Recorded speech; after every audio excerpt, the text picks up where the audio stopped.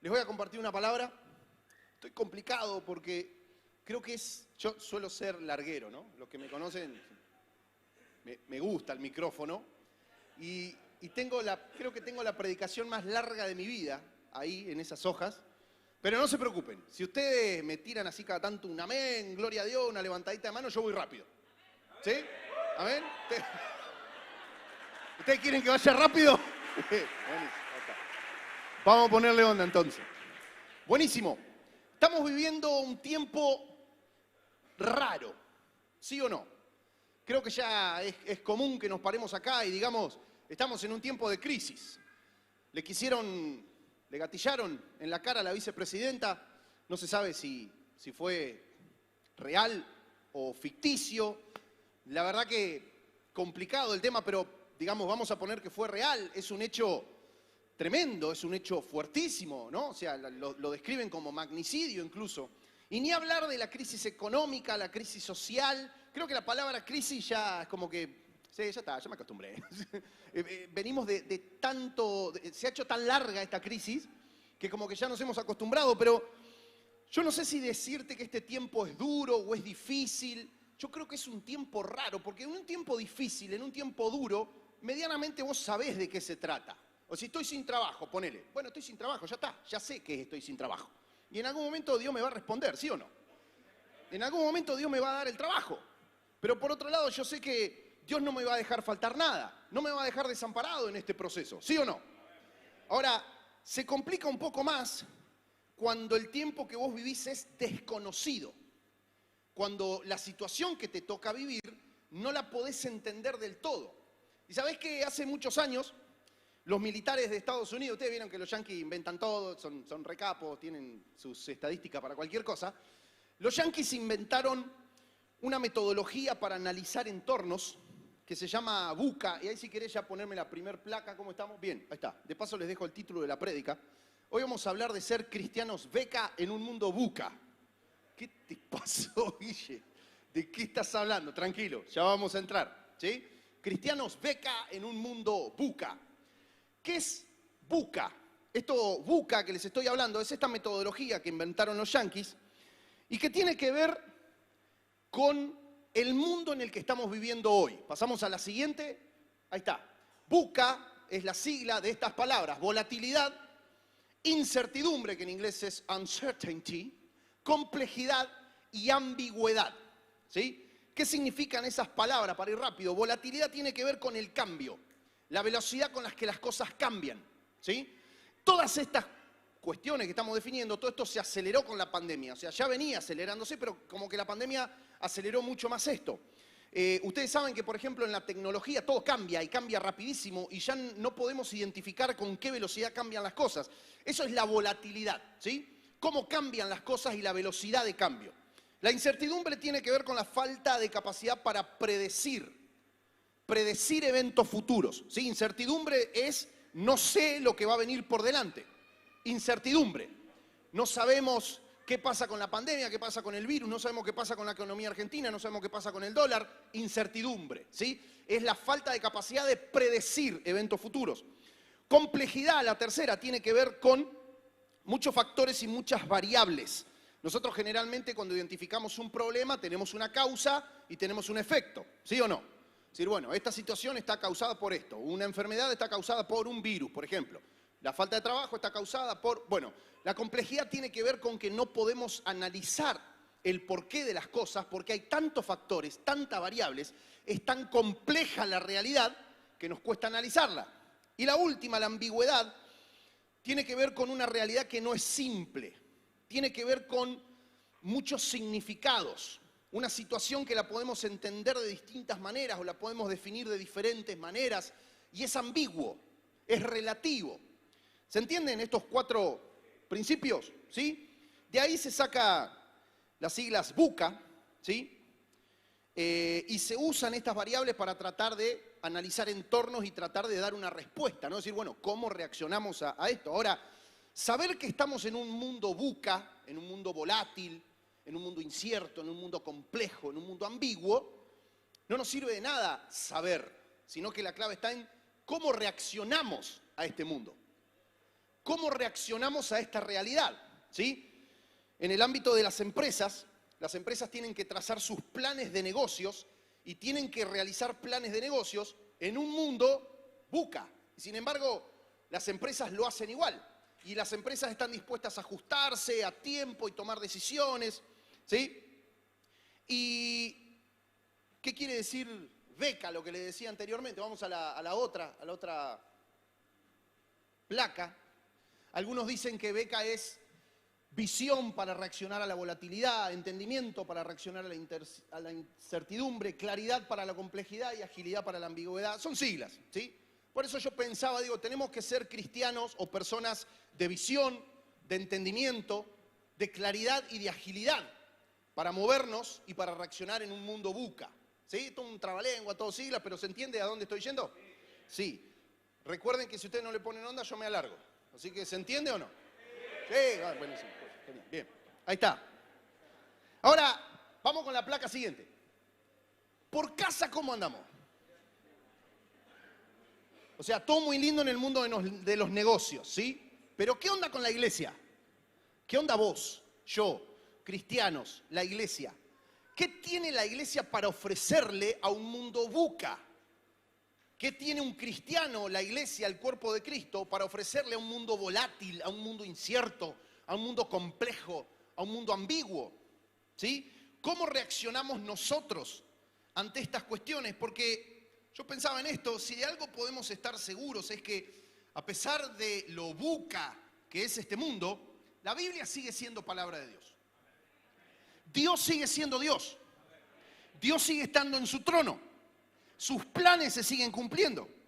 Isaías dice que lo dilatado de su imperio, o sea, la extensión de su reino, no tendrá límite, ¿sí? Jesús dijo que tuviéramos ánimo porque Él venció a este mundo. Sin importar lo VUCA que sea este mundo, Jesús lo venció. Entonces, lo primero que te quiero decir es que el cielo no es VUCA. El reino de los cielos no es volátil, no es incierto, no es complejo, ni es ambiguo. El reino de los cielos es firme, es seguro. En el reino de los cielos está la verdad, no es relativo. En el reino de los cielos hay cosas que son absolutas. ¿Se entiende a lo que voy?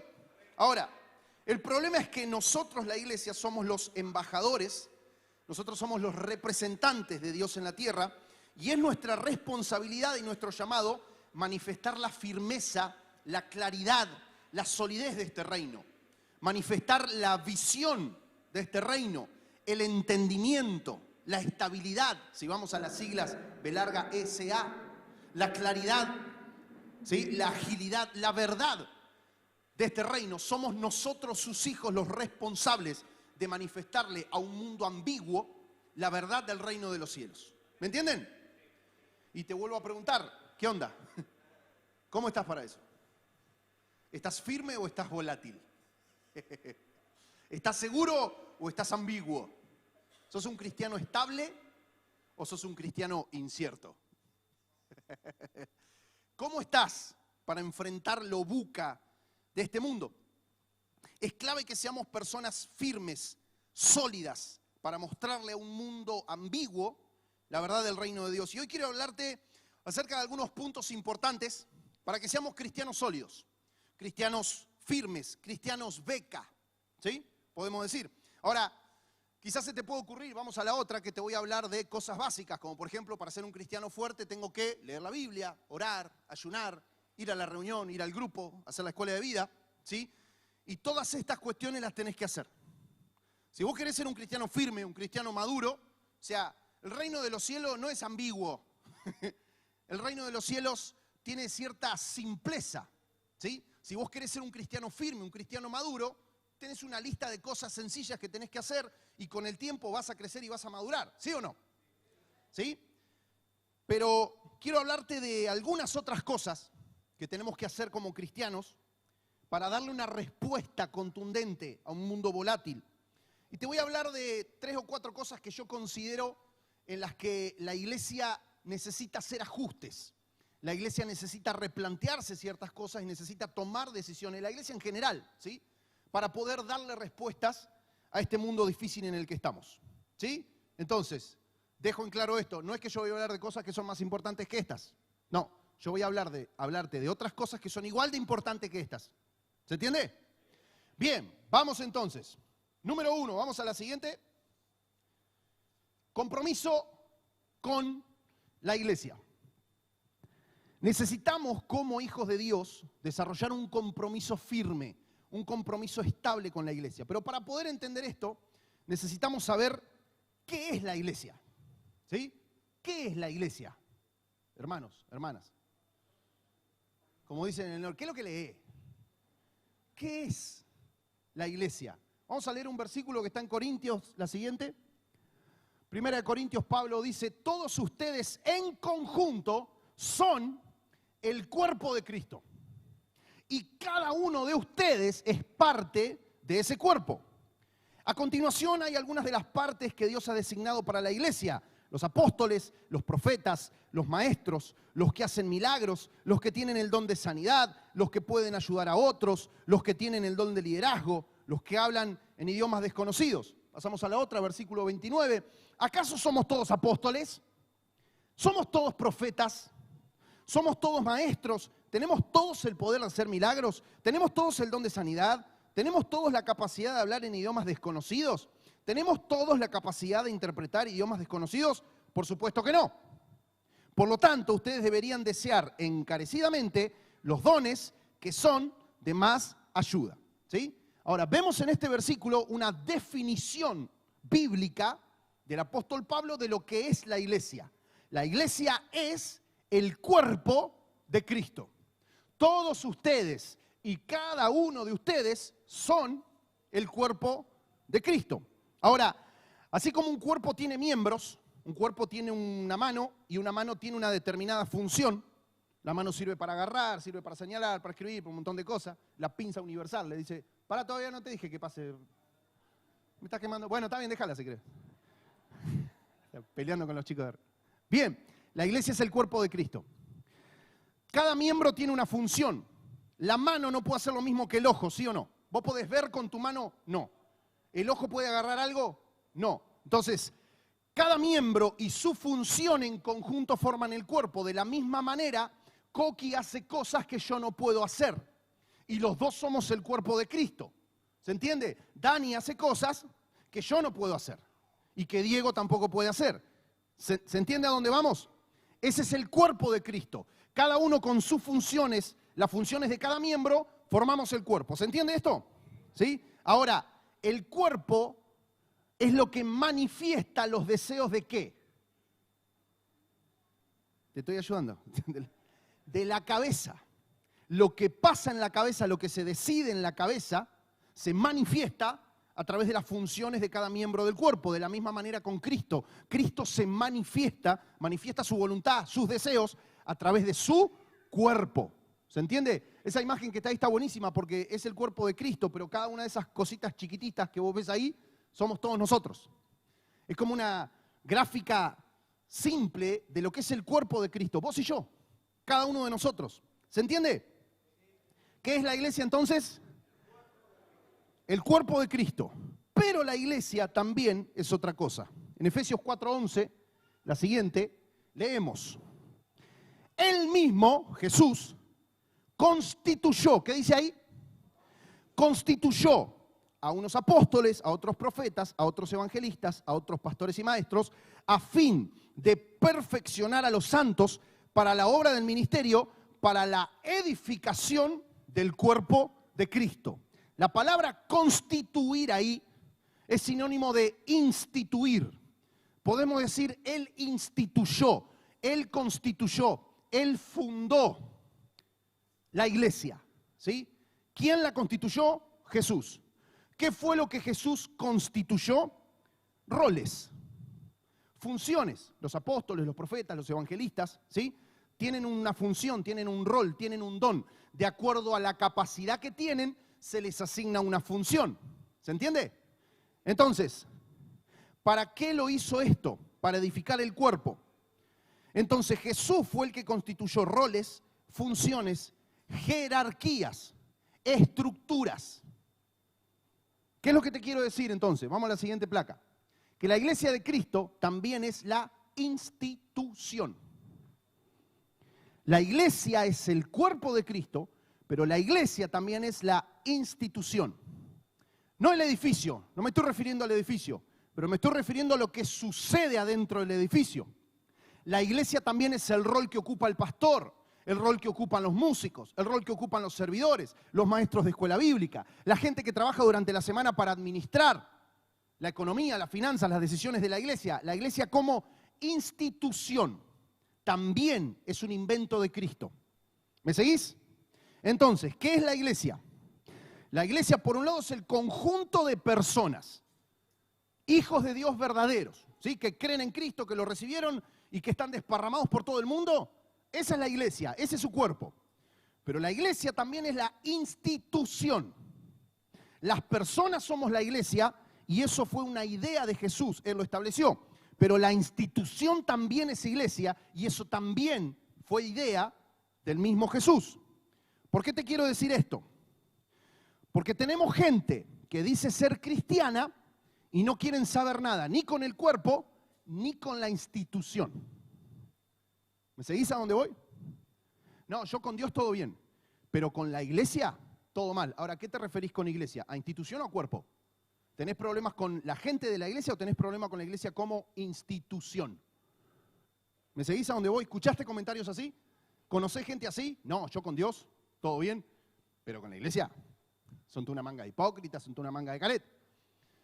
Número 2, tenés gente que ama el cuerpo, ama a los cristianos, ama a la iglesia de Cristo, a su cuerpo, pero no quieren saber nada con la institución. No les cabe la institución. Todo bien con los cristianos, todo bien con la gente, sí, yo me encanta, me junto, pero con la institución está todo mal, la institución está podrida, la institución bla, bla, bla, bla. Tenés a la inversa, tenés gente que ama la institución, ama la posición, ama las actividades, ama los roles, las reuniones, pero no ama a la gente. No ama al cuerpo. ¿Me seguís con la diferencia? Y por último tenés lo que yo creo que es el llamado de nuestro Señor. Tenés la gente que ama la iglesia, ama el cuerpo, ama las personas y también ama la institución. De hecho, está involucrada en la institución. Es parte de la institución. ¿Me siguen a dónde voy? Yo creo que el llamado de Dios es a que amemos, a que nos identifiquemos, a que nos relacionemos y asumamos un compromiso sólido con la iglesia, cuerpo, y con la iglesia, institución. ¿Se entendió? Tenemos la mitad de la prédica adentro, vamos. La pregunta es, ¿dónde estás parado vos? ¿Cómo estás con la iglesia como cuerpo? ¿Cómo estás con los hermanos de la iglesia? ¿Cómo estás con el cuerpo de Cristo? ¿Te los bancás, no te los bancás? ¿Tenés que arreglar problemas con alguien? ¿Tenés que perdonar a alguien? ¿Y cómo estás con la iglesia como institución? Nada, los líderes no me lo banco a ninguno, nada, los pastores, nada. Los ujieres son... La verdad que... ¿Cómo estás con el cuerpo y cómo estás con la institución? Porque Dios quiere que ames al cuerpo, que te comprometas con el cuerpo, así como te comprometes con la institución. Necesitamos gente, hermanos. Necesitamos gentes en las distintas áreas, en los distintos departamentos, en los distintos ministerios. Necesitamos que el cuerpo se meta en la institución. ¿Me siguen? Te quiero contar algunos ejemplos para poder avanzar un poquito en este tema. Vamos a la siguiente placa. Hubo algo que pasó hace poco, hace un par de días. ¿Cuántos conocen el programa La Voz? No se hagan, dale. La Voz, Argentina, ¿sí? Talento así, de jurado, cantan, ¿sí? Está Ricardito Montaner ahí, supuestamente cristiano, Ricardo Montaner. Y hubo una situación. Hubo un muchacho, un participante que cantó re bien, la rompió, y cuando terminó, capaz que lo viste, se arrodilló y le dio gracias a Dios, ¿sí? ¿Qué le dijo Ricardo Montaner? Lo retó. Le dijo, eso tenés que guardarlo para el ámbito de lo privado, eso no tenés que hacerlo acá en público, eso lo retó Montaner, supuestamente cristiano. Pero después resulta que se subió este señor que representa a la comunidad LGTBI y dijo que estaba orgulloso, que había salido del armario, que esto, que lo otro, y Montaner, musarela calladito la boca. ¿Ustedes qué piensan? No, Guille, no tenemos que juzgar nosotros. ¿Quién te dijo que no tenemos que juzgar? Puede ser, ya me enojé. Esa es otra cosa que he escuchado. No, los cristianos no tenemos que juzgar, tenemos que amar. Decime un versículo de la Biblia donde diga que no tenemos que juzgar, y yo te voy a mostrar varios versículos de la Biblia que dice que nosotros tenemos que juzgar. Pablo dice, juzguen ustedes esta situación. Ahora, juzgar no es avergonzar, juzgar no es humillar, juzgar no es atacar, juzgar no es exponer. Juzgar es emitir una opinión con fundamento. Emitir un dictamen con evidencia. Ante la evidencia del comportamiento de Ricardo Montaner, yo considero que no está actuando como debería actuar un cristiano. Es mi opinión, me hago cargo. Puedo estar equivocado o puedo estar en lo cierto. Pero ¿vos qué pensás? Para mí le erró. Para mí le erró. Y tenemos que, hay que apedrearlo ahora, Montaner. No se trata de eso. No hay que humillarlo, no hay que avergonzarlo. No, yo estoy diciendo, para mí, si a un cristiano le dijo que no haga eso en público, ¿por qué no le dijo nada a una persona que está actuando en contra de la palabra de Dios? Porque si me decís, ahí es donde está el punto. Hay un versículo de Pablo que es tremendo, en 1 Corintios 5, que dice, yo no les dije que ustedes dejen de juntarse con la gente que es inmoral en este mundo, porque si no nos tendríamos que ir del planeta, dice Pablo. Yo lo que les dije es que no se junten con aquellos que, llamándose cristianos, llevan una vida inmoral. Con esos no se junten, dijo Pablo. Entonces, él se hace llamar cristiano, según yo tengo entendido, pero su actitud no fue de cristiano. Ok, ¿puedo tomar agua?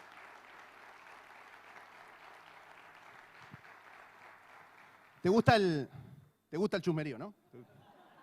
¿Querés que te cuente otro? Vamos con otra imagen. Tenemos este muchacho, ¿cuántos lo conocen? ¿Cómo se llama? Hernán Danolfo. Hernán Danolfo se hizo bastante conocido en redes porque hace muchas movidas en la calle. Tiene una movida que se llama Hijo Pródigo.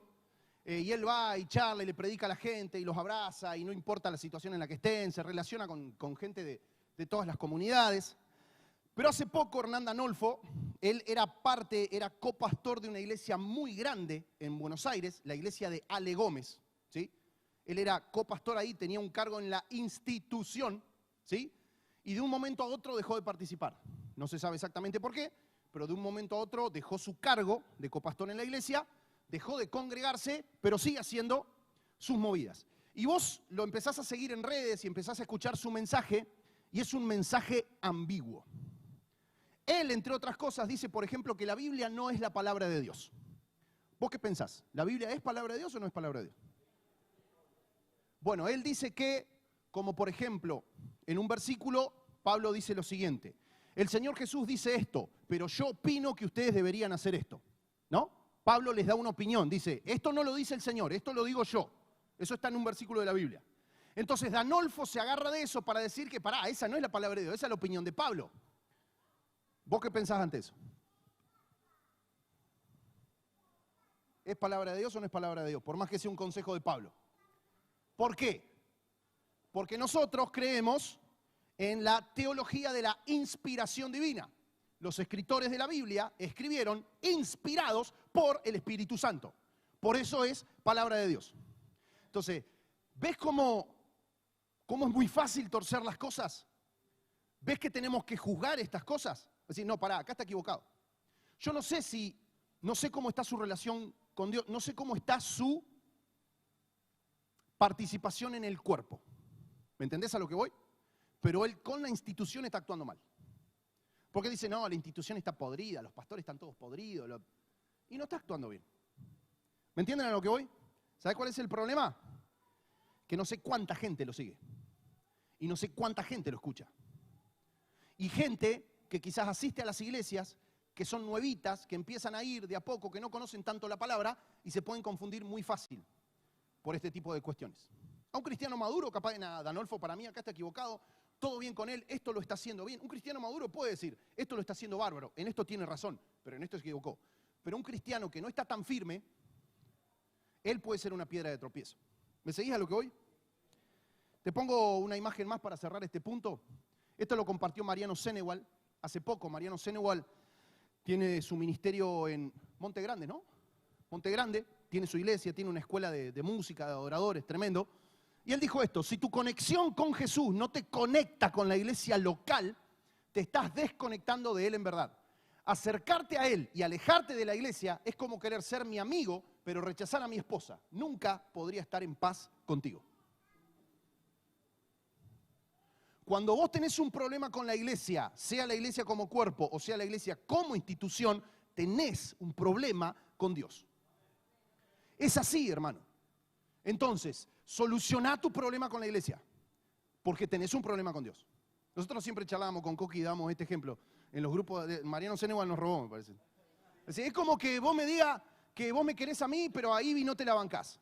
O sea, Guille, todo bien con vos, pero la verdad que Ivy está todo mal, no me la banco, no me la fumo. ¿Vos te pensás que vas a estar bien conmigo? Porque ella podrá tener sus errores. Capaz que vos tenés razón en lo que estás criticando de ella. Pero estás hablando de mi esposa, viejo. Está todo mal con vos. Lo mismo pasa con Dios y con la iglesia, gente. Es la esposa de Cristo. ¿Es perfecta? No. ¿La instituyó Cristo? Sí. Y a pesar de no ser perfecta, ¿es la respuesta para este mundo? Sí, amén. Sí, la única respuesta. La única. Entonces, yo amo a la iglesia. Yo defiendo la iglesia. Yo no me voy a quedar callado cuando alguien quiera criticar a la iglesia.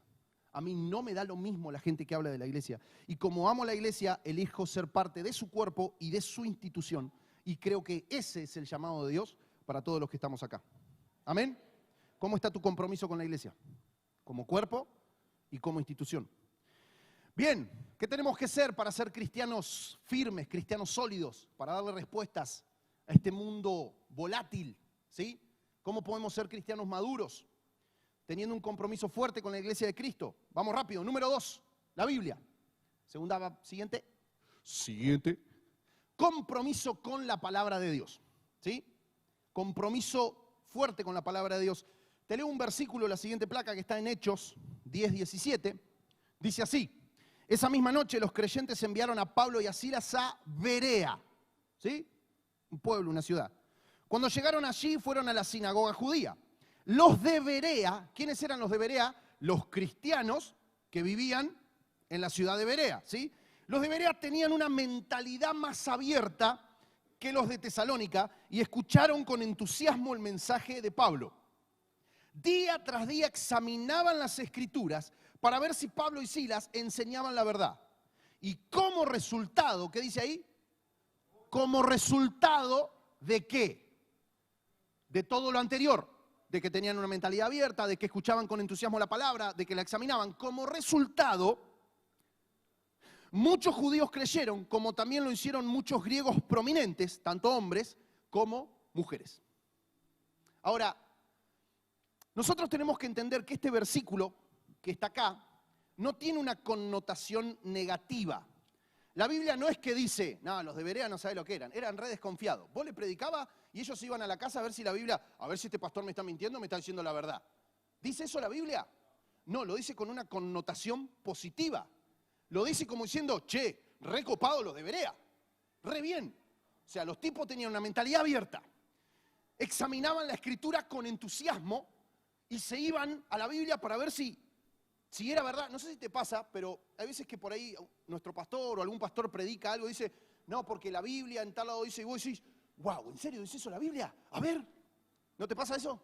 Decís, qué copado, ¿no? Entonces, creo que tenemos que desarrollar ese amor por la palabra, ese compromiso con la palabra. Tenemos que ser como los de Berea, ¿sí?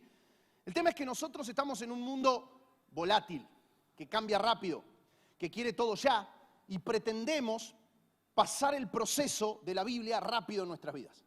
¿Y sabés qué? Meterte en la profundidad de la palabra te va a llevar toda tu vida.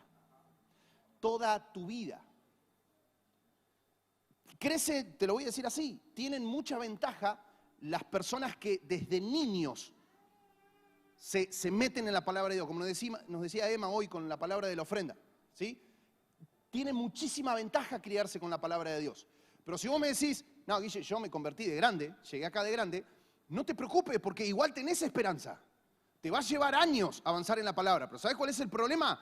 Que no empieces. O sea, algún día tenés que empezar. O sea, lo que te estoy diciendo es sencillo, tenés que leer la Biblia en tu casa, papá.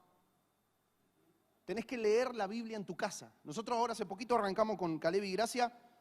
Te digo la verdad, no me las doy de super padre, tengo mis errores y mis aciertos como padre, como todos los padres que están acá. Estoy aprendiendo a ser padre. Pero si de algo he estado orgulloso es que yo conozco versículos de la Biblia desde que tengo uso de razón, porque me los enseñaron en mi casa, y estoy tratando de replicar lo mismo para con mis hijos. Y empezamos a enseñarle de memoria. La gorda tiene 2 años y dice, Jehová es mi pastor. Nada me faltará. O sea, y se lo estoy atornillando así en el cerebro. Si nos vamos a dormir, repetí conmigo. Jehová es mi pastor. ¿Cuántos se saben versículos de memoria acá de la Biblia? ¿Cuántos pueden recitar un salmo entero? Un salmo entero. Uno, por lo menos. Cortito. De 5 versículos. ¿Cuántos en su casa tienen el hábito, el ejercicio de tratar de aprenderse versículos bíblicos de memoria? 2, 3 manos levantadas. No se los digo con mala onda, pero les estoy describiendo una realidad. Tenemos una iglesia anémica en cuanto a la palabra de Dios. Tenemos una iglesia que tiene la palabra de Dios a disposición y no la está aprovechando en función de la oportunidad que tenemos, del acceso que tenemos hoy a la Biblia. Tenemos que leerla, tenemos que estudiarla, tenemos que comprenderla, tenemos que amarla, tenemos que vivirla, tenemos que enseñarla, tenemos que predicarla, tenemos que cantarla, tenemos que imprimirla y pegarla en nuestra casa, en algún lado. Tenés que usarla, tenés que empaparte de la palabra de Dios. Pero el problema es que eso lleva tiempo. Tiempo y lleva compromiso, lleva esfuerzo y queremos todo ya. Queremos todo rápido. Entonces, necesitamos ser firmes en la palabra de Dios. Y aparte, ¿sabés qué pasa? Te dije al principio que estamos en un mundo VUCA, ¿sí? En un mundo volátil, incierto, complejo, ambiguo. Y la gente de ese mundo VUCA en algún momento conoce a Cristo y se acerca a la iglesia, ¿sí? Pero muchas veces no pasa el proceso de meter la palabra de Dios en su vida y entonces sigue estando en la iglesia pero con una mentalidad VUCA. ¿Me entendés a lo que voy? Y entonces se genera toda una confusión a veces en la iglesia en cosas que ya están claras de parte de Dios. Te pongo un ejemplo, el aborto. Cuando se armó todo el tema del aborto, hubo cristianos que no sabían qué postura tomar, cristianos que no sabían a quién apoyar. Ahora, decime si eso no es ambigüedad, no es confusión y no es no conocer lo que Dios dice con respecto a esto. Te pongo un ejemplo sencillo de algo que pasa y que ha pasado. ¿Cuántos cristianos se han enojado con la iglesia por el tema del aborto? Ni hablar de los católicos por el derecho a decidir. Montoncito de dedos. ¿Qué católico? No son ni cristianos por el derecho a decidir. ¿Qué Biblia estás leyendo? ¿Me entendés a lo que voy? Que es ambiguo. ¿Sí? Católicos por el derecho a decidir. No, papá, no sos católico. No sos católico, porque para un cristiano no hay derecho a decidir con respecto a eso. Para un cristiano eso es asesinato. ¿Me explico? ¿Ven cómo necesitamos la palabra de Dios para salir de lo buca de este mundo? Te leo otro versículo, Efesios 4, la siguiente. Entonces, cuando hagamos esto con la palabra de Dios, no seremos inmaduros como los niños, no seremos arrastrados de un lado a otro ni empujados por cualquier corriente de nuevas enseñanzas. No nos dejaremos llevar por personas que intenten engañarnos con mentiras tan hábiles que parezcan la verdad. Siguiente, en cambio, hablaremos la verdad con amor y así creceremos en todo sentido hasta parecernos más y más a Cristo, quien es la cabeza de su cuerpo, que es la iglesia. ¿Ven cuánto necesitamos la palabra de Dios en un mundo tan ambiguo? En un mundo de mentiras, de falsas enseñanzas. Necesitamos la firmeza, Lámpara es a mis pies tu palabra y lumbrera mi camino. En mi corazón he guardado tus dichos para no pecar contra ti. Tu palabra es mi roca, mi sustento. Es donde me paro. Tu palabra es la verdad. ¿Se entiende? Tenemos que asumir un compromiso serio con la palabra de Dios para ser cristianos firmes. Avanzo, número 3. ¿Qué más necesitamos para ser cristianos firmes, cristianos sólidos? Vamos a la tercera, al tercer punto. Confesión de pecados, un estilo de vida. Voy a pasar rapidito sobre esto porque el fin de pasado los pastores ministraron sobre esto y fue tremendo, ¿sí? Y hoy a la mañana tuvimos también la ministración de liberación. Pero yo quiero traer claridad en algo que suele ser ambiguo con respecto a la confesión de pecados, ¿sí? La confesión de pecados es a otra persona. Cuando analizás todo, absolutamente todo lo que la Biblia enseña sobre confesión de pecados, en ningún momento la palabra de Dios se refiere a vos confesando tu pecado solo en oración a Dios. No hace referencia a eso la palabra en toda la Biblia.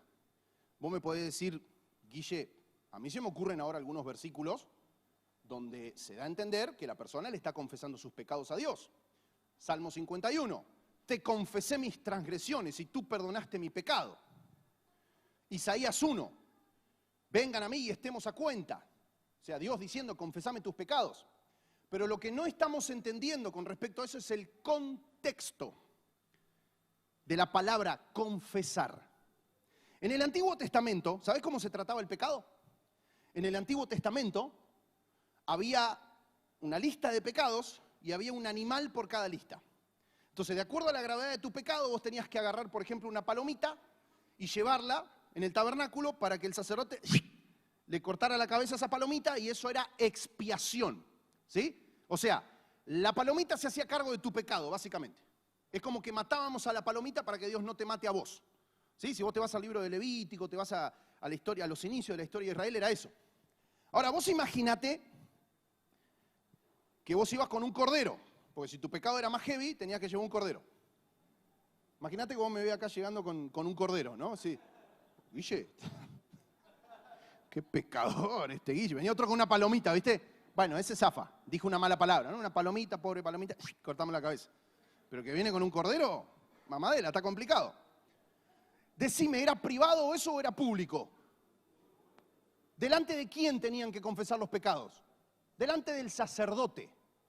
Cuando la Biblia hace mención a la confesión de pecados, se está refiriendo a lo largo y a lo ancho de la Biblia a la confesión delante de otra persona.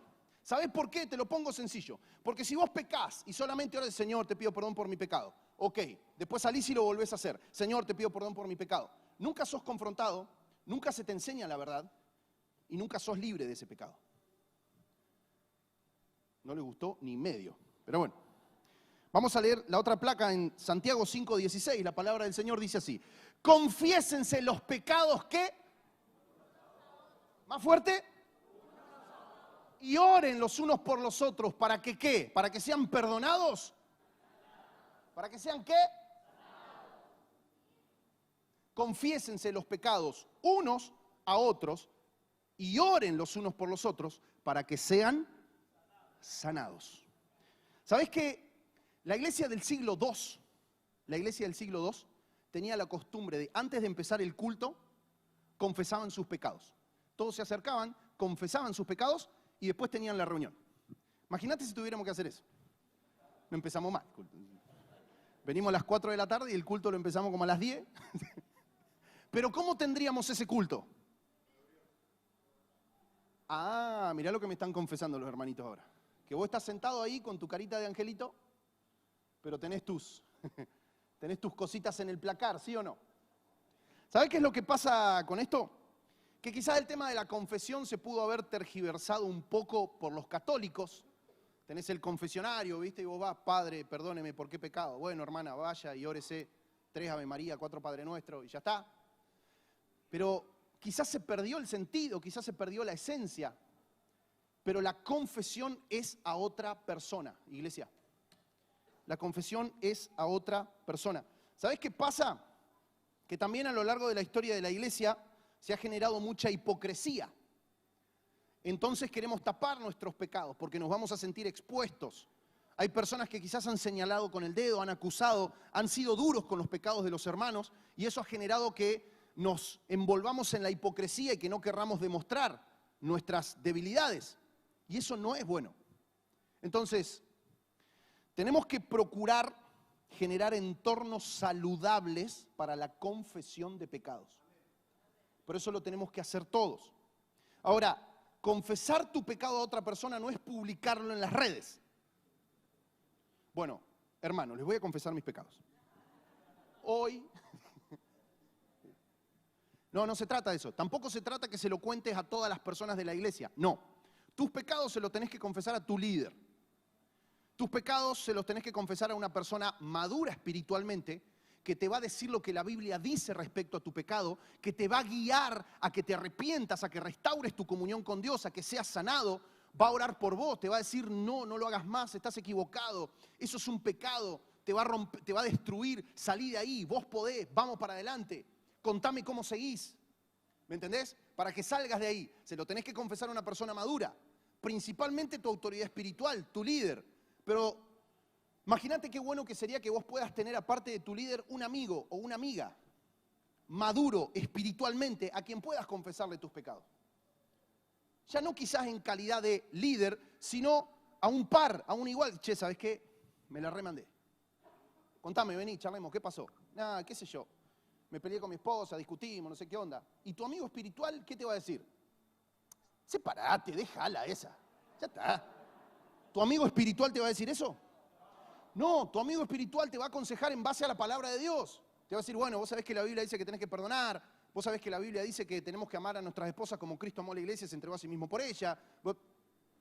¿Y cómo te sentirías vos después de eso? ¿No sería una bendición para vos y para tu matrimonio y para todo el cuerpo de Cristo?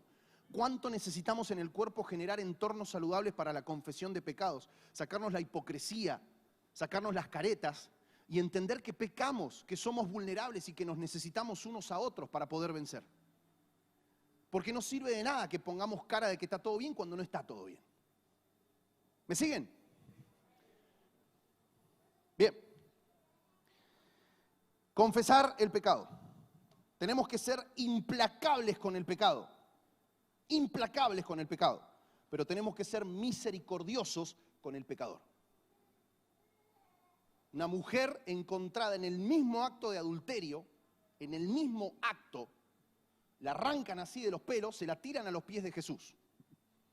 ¿Y qué le dice Jesús? Yo no te condeno, yo no te condeno. Vete y no peques más. Jesús fue implacable con el pecado, pero fue desbordante de gracia y de misericordia para con esa mujer. ¿Se entiende? Entonces, tenemos que asumir un compromiso con la iglesia. Me olvidé el 2. Tenemos que afirmarnos en la palabra de Dios. Tenemos que hacer de la confesión de pecados un estilo de vida. Vamos a la cuarta, y ya voy terminando. Siguiente, sexualidad santa. Voy a ir rápido por esto porque hay chicos, ¿no? Sí, bien, ok. A veces damos muchas cosas por sentadas, los que quizás tenemos años en la iglesia, damos cosas por sabida. Pero déjame decirte que la iglesia de hoy en día actualmente está débil en el área sexual. La iglesia en líneas generales, no me refiero solo a esta congregación, sino a la iglesia de Argentina, del mundo en general, ¿sí? Al cuerpo me refiero, está débil en esta situación. Y quiero decirte algo que está en la Biblia. La relación sexual es para el matrimonio. Lo dice la Biblia. La relación sexual es para el matrimonio. Es obvio lo que estoy diciendo para algunos de nosotros, ¿sí o no? Sí, el tema es que es obvio en la teoría, pero en la realidad es un desastre. Encima me cortaron la música justo que... Metele, André, metele que se me van los hermanos. ¿Sabés que hemos estado ministrando en este tiempo muchas situaciones complicadas? no solo entre jóvenes y adolescentes solteros, porque cuando hablamos de relaciones sexuales entre el matrimonio, los jóvenes, los chicos de la iglesia están de terror, desastroso. No, gente grande también. Gente casada. Gente que se ha divorciado y se ha ido de la iglesia. ¿Sí? La pandemia es un desmadre. Terrible. ¿Sí? Ahora, tenemos que entender que dentro de las filas de la iglesia suele haber gente que le cuesta el área sexual, que le cuesta, que quiere cambiar, pero le es difícil, ¿sí? Y para esa gente hay sanidad, hay respuesta, pero también dentro de las filas de la iglesia hay lobos vestidos de corderos. Hay gente que viene a la iglesia que se quiere hacer pasar por cristiano solamente para buscar con quién tener algo. Y lo único que quieren hacer es lastimar. Entonces, a los pecadores que se quieren arrepentir, yo te digo, hay perdón para tu vida, hay gracia, hay misericordia, pedí ayuda. Pero a los lobos les digo, tómatelas. Porque con la gente de la iglesia no. Con las chicas de la iglesia no. Con la familia de la iglesia no. Si vos no querés cambiar, si vos querés causar daño, andá a buscar gente a otro lado. Acá no. Porque acá te vamos a dar más. Acá no. Bien.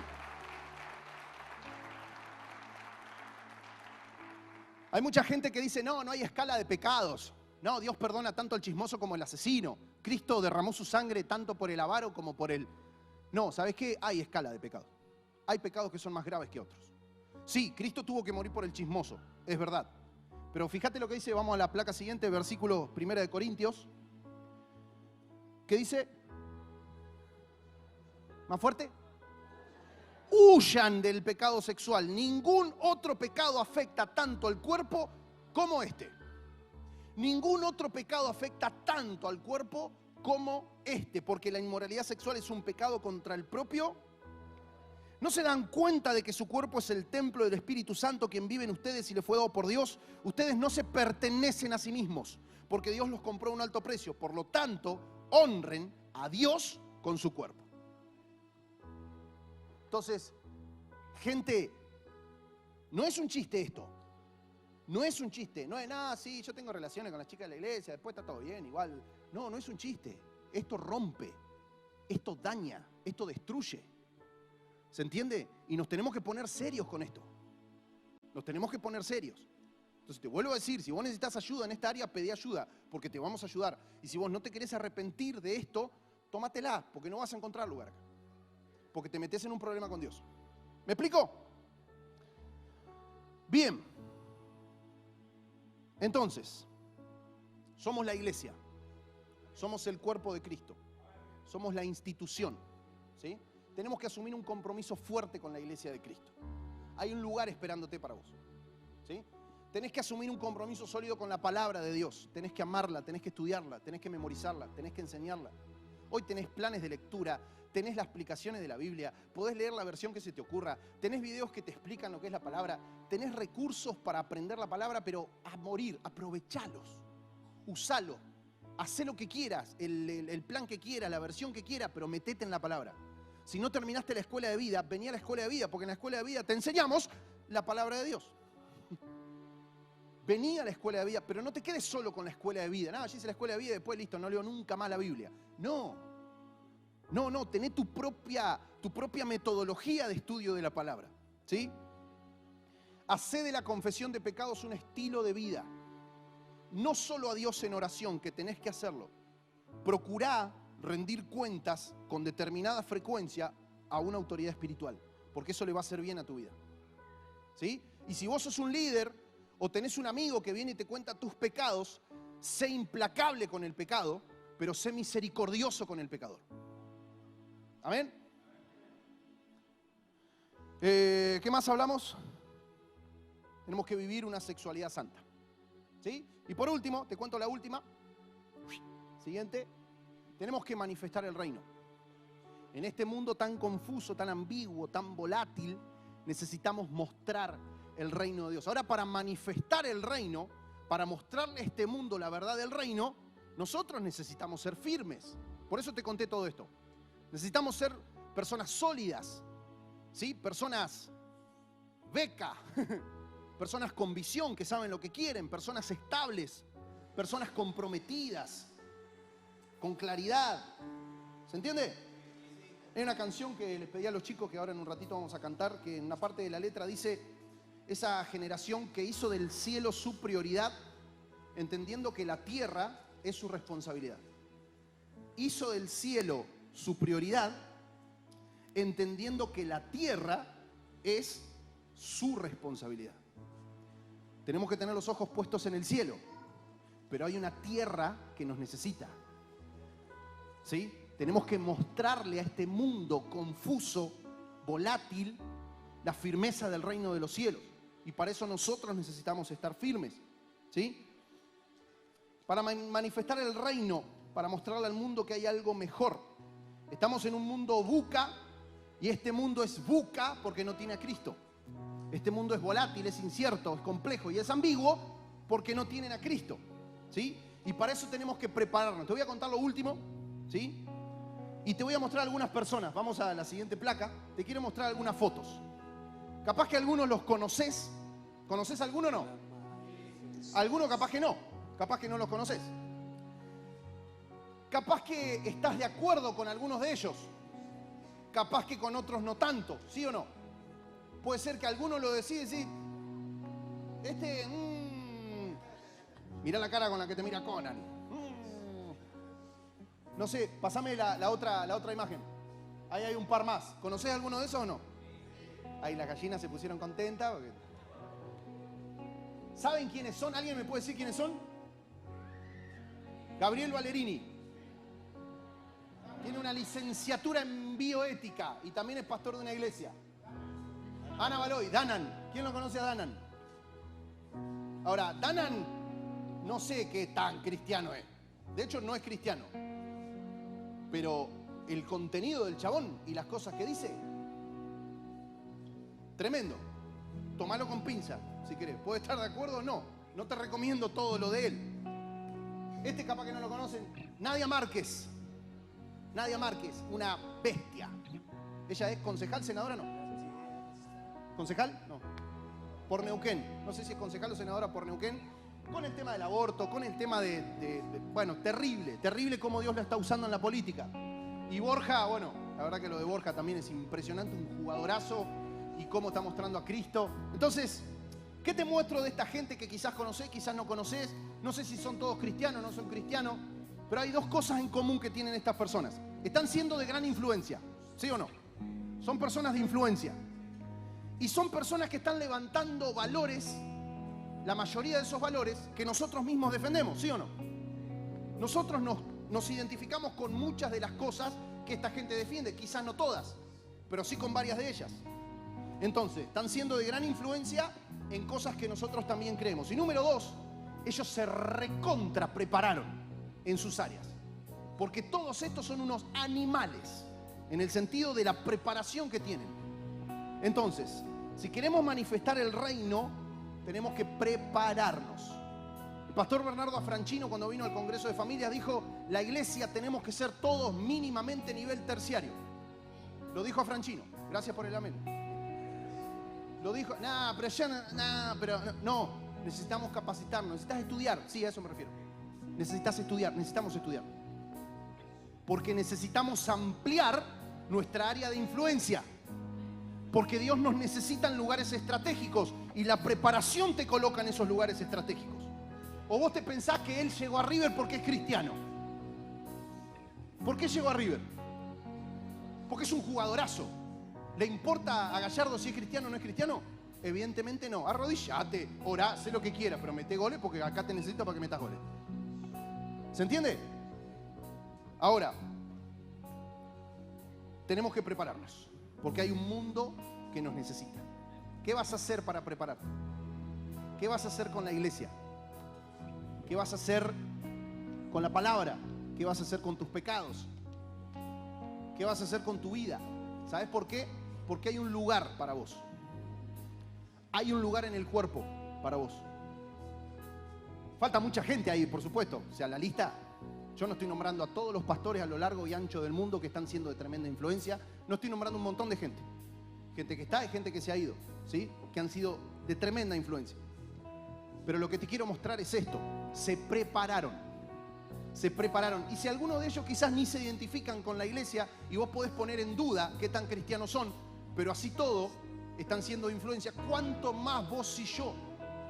¿Cuánto más vos y yo, que amamos al cuerpo y amamos la institución? ¿Me seguís a dónde voy? Te necesitamos. El mundo te necesita. Tu mundo, tu entorno te necesita, y te necesita firme, te necesita preparado. Amén.